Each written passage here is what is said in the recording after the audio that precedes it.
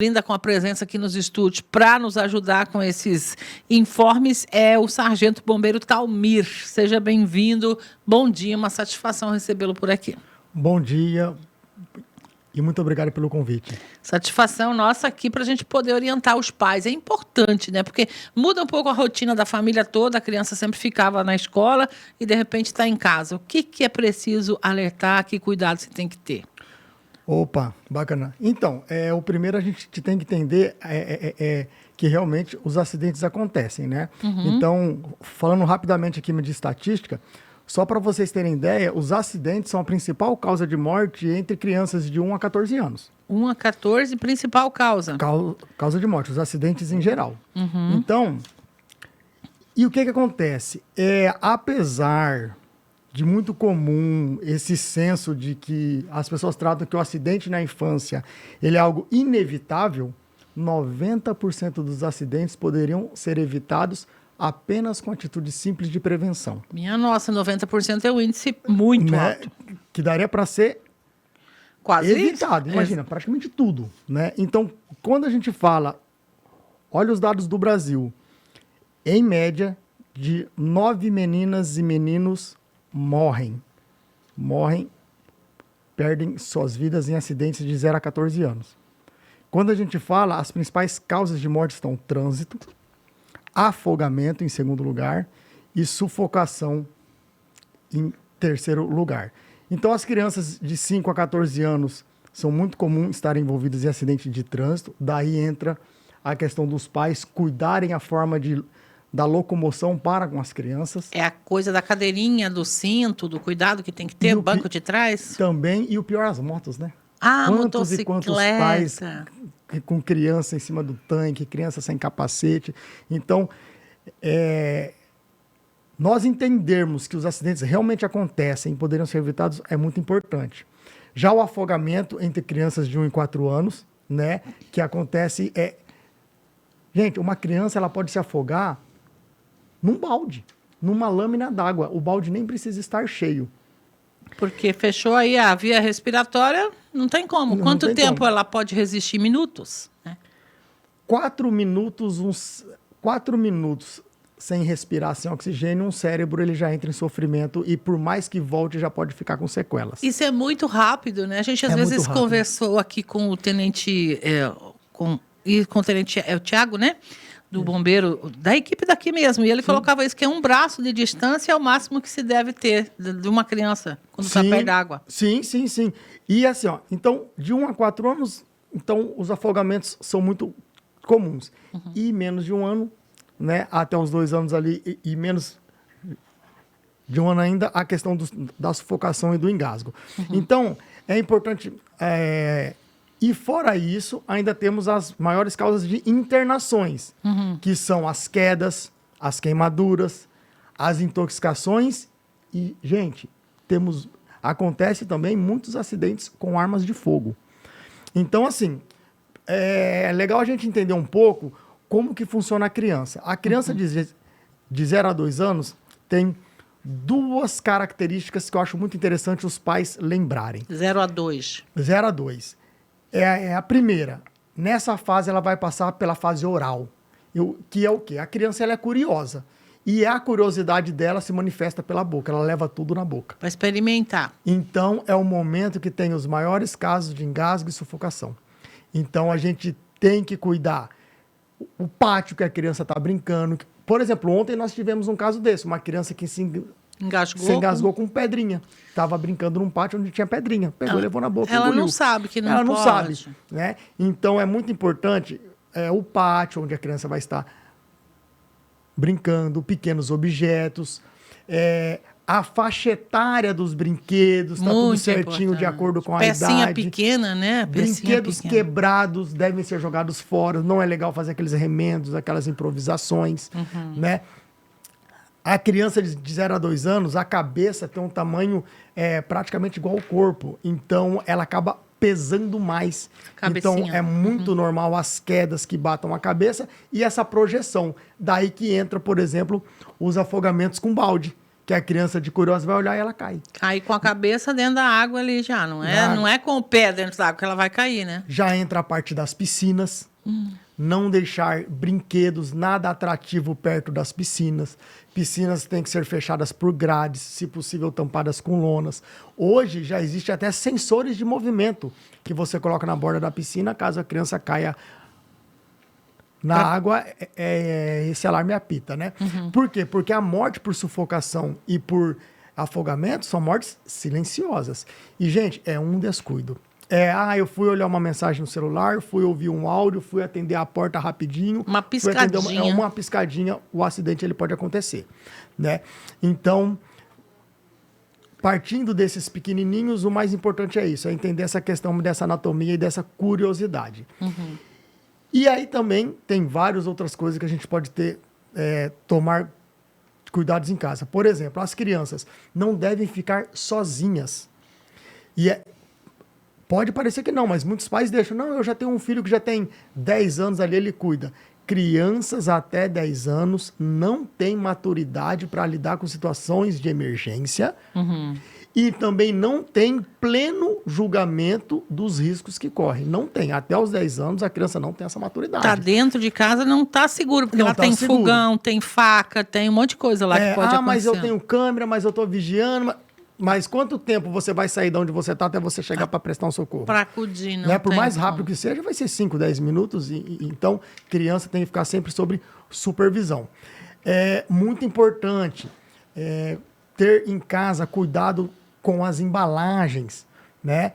Então, sei lá, eu pego uma quiboa e coloco dentro de um frasco de suco ou de Coca-Cola que eu uso na minha casa. A criança pode se confundir. Tipo garrafa PET que o povo reutiliza para colocar essas coisas. Produto de limpeza. Então a criança pode achar que aquilo ali é o líquido que ela está acostumada a tomar e ela vai lá e ingere e aí pode ter a intoxicação. A questão lá das queimaduras, né? No momento que vai fazer as refeições, o preparo do alimento. Panela no fogo. Panela no fogo. Criança, cozinha tem que ter a grade de segurança para que as crianças não tenham acesso à cozinha. A questão dos cabos das panelas voltado para dentro do fogão, nunca para fora. De, em hipótese alguma, cozinhar com criança no colo. Então, às vezes, é muito comum a babá, a mãe tá ali fazendo o preparo, talvez o leite da criança, a criança no colo, né, e tá experimentando ali. Não é interessante, né, no momento do preparo, isso aí. Então, outro cuidado que a gente tem que ter. Vamos ver outra coisa. As quedas. Ter muito cuidado com berços, sofás, mesas próximos à janela, né? Porque a criança, pela curiosidade, pode tentar ver algo ali, né, que é normal eles explorarem, e aí vai ter a queda, principalmente se não estivermos falando de casas térreas, né, de sobrados, então. Porque uma coisa é você cair do próprio chão, cair ali de 50 centímetros, outra coisa, uma queda de mais de 2 metros. Apartamento tem que ter proteção, né? Apartamento tem que ter proteção, tem que ter as grades, as telas de segurança. E outra coisa importante também é tomar cuidado com as cortinas que temos em casa. Aqueles cordões, os puxadores, pode causar também uma sufocação, pode ter acidente de estrangulamento. Então, sempre recolher esses puxadores de cortina para que não fique no acesso à altura da criança. E tem a queda de crianças e queda de objetos também. Então, não deixar objetos atrativos para as crianças muito no alto de maneira visível, porque ela pode querer subir, pode querer escalar, né? Igual eu brinquei hoje de manhã, que na minha família a gente teve acidente. A gente criança e a minha irmã quis pegar um negócio em casa e a gente conseguiu causar uma fratura em 3 lugares no braço dela. Todo mundo criança. O maior era eu. Acho que eu devia ter uns 8 anos na época. É natural da criança se explorar. Então a gente tem que tomar esse tipo de precaução, cuidado. É o adulto que tem que cuidar. Aí você tem pergunta também, né? Sim, Sargento. No último fim de semana... Branca, peraí só um pouquinho. Nós tivemos um episódio com o Coati, né? E o pessoal ali estava falando que o Coati, na noite anterior, estava em um parquinho. Então, igual nesse período que a criançada fica em casa, ele saiu do parquinho e entrou em uma residência. Importante cuidar também desses animais silvestres. Às vezes as crianças ali na curiosidade vai querer se aproximar, tá no parquinho, apareceu esse animal, até mesmo ali na área verde que tem os macacos. Esse cuidado também é importante. Com certeza. E tem que lembrar que os nossos filhos não fazem o que a gente fala, eles fazem o que a gente faz. Né? Nós somos exemplos. Então, se ele vê a gente mexendo com o bichinho, se ele vê a gente levando a comidinha, né, ele vai fazer igual. E nós temos a maturidade, em tese... Deveríamos ter, vamos dizer. Acreditamos que faz algo com certa segurança. Eles não têm, eles vão na inocência. E é onde eu sempre falo que o animal silvestre, quando a gente fala... o coati, o porco-espinho, o macaquinho, ele não vai atacar, mas ele vai se defender. É onde a criança chega muito perto, o bicho assusta, e aí, para se defender, ele morde, ele arranha, e aí pode causar um dano maior, né? Até animal doméstico, né? Tem que ter cuidado, dependendo da idade. Com certeza, cuidado com as brincadeiras, né? A gente sabe que tem aquelas crianças que gostam de apertar, esmagar, e aquele amor todo como se fosse de pelúcia, e um animalzinho num incômodo, né? Pode ser um gato, pode ser um cachorro, ele morde ali, ele arranha e pode... Acaba se defendendo também, tá se lesão, defendendo. Que é uma defesa. É uma Isso, defesa. É uma defesa, não é um ataque. Às vezes as pessoas querem crucificar o animal, né? Como se a culpa fosse dele, mas não. É porque ele foi se defender, ele realmente. Só está se defendendo. E também, né, é muito importante a gente falar com relação à questão de armas de fogo. Né? Sim. A gente sabe que a gente vive uma época que a gente fala muito sobre ter arma de fogo. Eu acredito que cada um tem o direito de ter o que quiser na sua casa. Porém, temos que adotar posições de segurança. Né? Então, algumas curiosidades. Né? Uma criança de 3 anos de idade, ela tem força para apertar um gatilho. Para dar um tiro mesmo. Ela tem força para apertar um gatilho. Então, ou seja, pode ter um pai que acredita que não, meu filho não tem força para ele. Tem, 3 anos. E até os 8 anos, a criança não diferencia uma arma real de uma de brinquedo. Até 8 anos de idade. Até 8, ela se não ele diferencia. enxergar, vai achar que é um brinquedo, talvez. E é normal. Meninos brincam, né? Tem arminha, tem Nerf, tem isso, tem aquilo. E aí ele pode ver uma arma de um pai, talvez é um policial, é um atirador, é alguém lá, e achar que é uma arma de brinquedo. Então, esses conhecimentos é muito importante. Então, quem tem arma em casa, deixa guardado, né? Descarregada, cofre de segurança, sem acesso às crianças, porque elas não têm maturidade para lidar com esse tipo de material. O melhor, o adequado é deixar no cofre a arma de fogo. Guardado, trancado no cofre, com certeza, com certeza.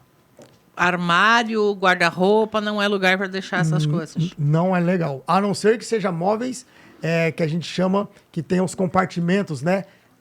Secretos, que é próprio para isso, onde realmente fica escondido. Agora, pegar e guardar em cima no armário, entendeu? Acreditando que a criança não vai subir, que ela não vai ter acesso, não, aí é um risco. Muito bem. Os cuidados em geral seriam esses, mas a convivência também é importante, né, Sargento Almeida? A gente sabe que férias são importantes para as crianças e a convivência com a família também né? Para a gente ter um ambiente familiar tranquilo e seguro. Com certeza. É isso que vai diminuir a ansiedade da criança. Aquele contato, aquele carinho, aquela atenção. São os pais realmente tiraram... Porque as crianças, elas não querem quantidade de tempo, elas querem qualidade. Então, estar realmente presente. Estar realmente presente. É muito melhor que eu tire, que seja meia hora, 1 hora do meu dia com meu filho, que eu esteja ali realmente com ele, sem celular, sem distração, do que a gente ficar ali meio que trabalhando e meio que dando atenção meio que o dia inteiro. Não faz nada, na verdade, daí, acontece. Né? Uhum. E outra coisa importante também, que eu lembrei agora, é com relação às boias, tá? Então, aqui na nossa região, tem muitos rios, lagos, as pessoas que gostam de passar o final de semana nos clubes em geral. O calor também favorece, né? E na natureza, né? O calor aqui, a nossa região é uma região quente. Lembrar que boias não são seguras, tá? Boias, essa boinha de braço, boinha de peito, que a gente compra nas lojas aí, elas fornecem uma falsa sensação de segurança. Para meio aquático, é salva-vidas, é o colete salva-vidas mesmo. No rio, no caso? Certificado... Não, em piscinas também. Piscina também tem que ter por cuidado. Inmetro. Tipo, a gente tem uns clubes, né? Sorriso, Sinop, tem aqueles clubes com tobogãs e tudo. Então, é colete salva-vidas, certificado não é por a boinha Inmetro. de braço, é o coletinho mesmo para a criança. Porque o colete, ele garante que se a criança caia na água, ela fique com a cabeça fora. Vai flutuar mesmo. As boias não garantem isso.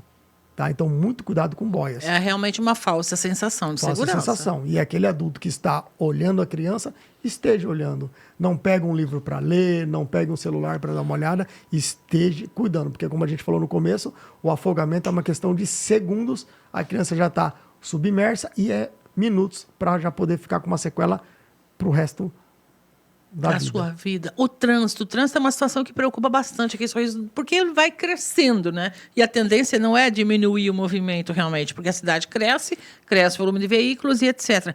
Principalmente em relação ao transporte das crianças, é realmente a cadeirinha e na motocicleta. A idade respeitada, né? A mínima idade. Qual seria para poder levar a criança? Então, da motocicleta, eu posso estar falando besteira agora, eu não lembro perfeitamente. Um agente de trânsito falaria isso melhor. Mas depois eu posso dar uma pesquisada. Mas se eu não me engano, é 7 ou 10 anos. Ou seja, menos de 7 não pode andar de moto. Mas a maioria anda, né? Anda. O senhor veio bastante, o senhor já atuou bastante no trânsito aí também. Muitas vezes sem capacete. Então, até os pais têm que lembrar que quando o agente público multa, toma uma atitude mais drástica e às vezes o pessoal vai na mídia, porque é um trabalhador, mas é para a segurança da criança. Que todos têm obrigação de cuidar, principalmente quem está responsável por ela. Tem que respeitar a idade. Se ele está na idade de usar a cadeirinha, usa a cadeirinha. Se está na idade de usar o bebê conforto, usa o bebê conforto. E se não pode andar de moto, né? É para a segurança dele. Por quê? Porque a gente tem que entender... Gente, o crânio, os ossos da cabeça de uma criança, quanto menor ela é, eles são mais plásticos, eles são mais molinhos. Então... Imagina um acidente de trânsito. O risco que ela corre é muito maior do que um adulto, adultos, né? Com certeza. O pessoal está nos ajudando aqui, diz que 7 anos é a idade mínima. 7 anos, isso aí, tá vendo? 7 anos para poder andar de moto. E tem muita gente que leva no meio de 2, inclusive, eu vejo lá. Quando não tá o pai, a mãe, aí o maiorzinho no meio e o menorzinho no tanque.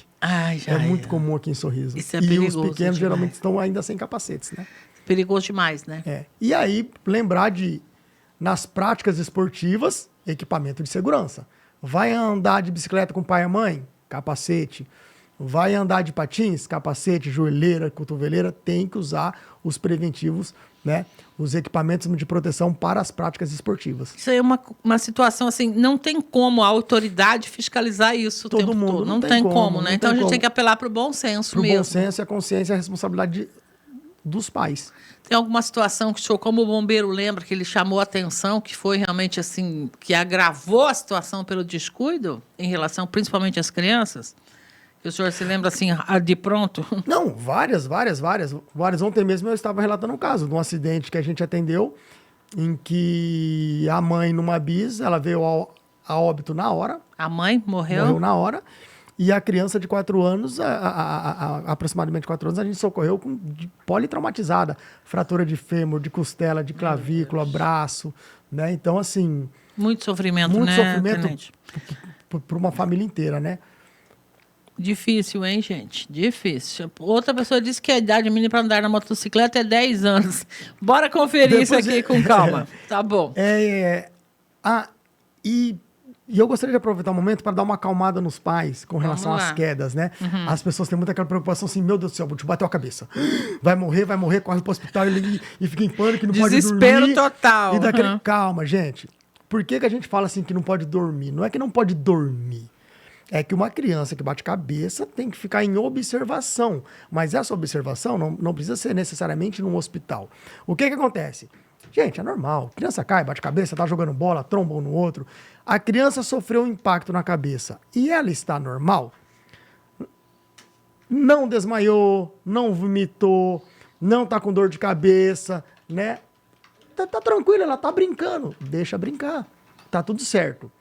Quando que a gente vai se preocupar? A gente vai sempre ficar em observação e prestar atenção em questão de vômitos, questão de dores de cabeça e a questão do sono da seguinte forma. A criança bateu a cabeça e, de repente, ela começa a apresentar vômitos sucessivos. Ela começou a vomitar, vomitou 1, 2, 3. Opa, vai para o hospital. Tem que correr daí. Ou ela começou a apresentar uma dor de cabeça. Essa dor de cabeça é progressiva, está aumentando. Chega até a se tornar incapacitante às vezes. Sei lá, a criança não consegue abrir o olho, não consegue se mexer porque a cabeça dói muito. Vai para o hospital. Ou a criança caiu, mas ela quer tirar um soninho, é normal. O próprio estresse da queda, do choro. Chorou, vai querer descansar. Normal. Quando que eu me preocupo? Quando eu não consigo acordar a criança.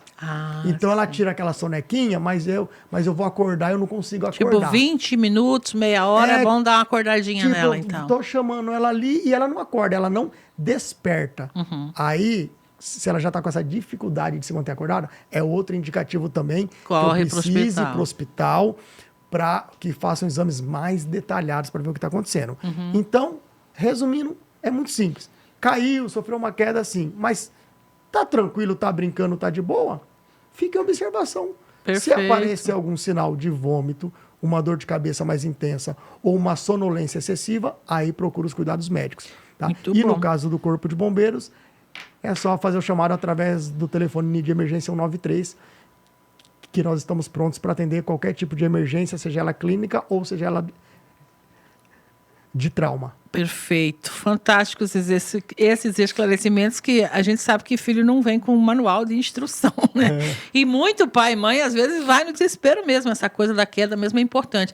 Só para finalizar aqui, fechando já com o nosso querido bombeiro, chegou mais uma fala dizendo que mudou, e realmente, estou lendo aqui a legislação, a idade mínima desde 2021 passou para 10 anos para andar, transportar criança em motocicleta. Era 7, 2021 passou a ser cobrado 10 anos.